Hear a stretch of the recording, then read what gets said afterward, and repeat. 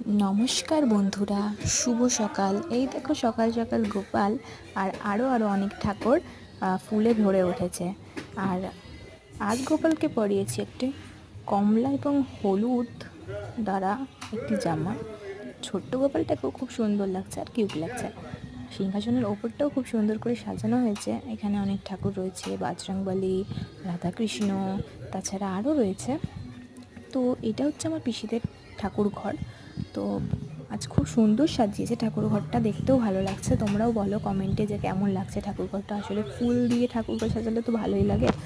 এদিকে জগন্নাথ ঠাকুরও কত সুন্দর ভরে উঠেছে ফুলে। আরও আছে ঠাকুর, তোমরা দেখতেই পাচ্ছ। ঠাকুর ঘরটা খুব সুন্দর করে আজকে ফুলে ভরে উঠে। এদিকে গুড্ডি আর গুড্ডির পিসি মানে বড় পিসি খুবই চিল্লাচ্ছে, তার জন্য আর কথা বলতে পারছি না। যাই হোক, আজকের মতো ভিডিওটা এতটুকুই। নেক্সট ভিডিওতে দেখা হচ্ছে, টাটা। আজ যাবো জহড়াতলা, তো টাটা বলে দিয়েছি, তাও বলে তোমাদের। আজ যাচ্ছি জহড়াতলা, তো তোমাদের ভিডিওটা শেয়ার করব অবশ্যই। আমাদের এখানে মালদার জহড়াতলা কেমন সেটা তোমাদের দেখাবো।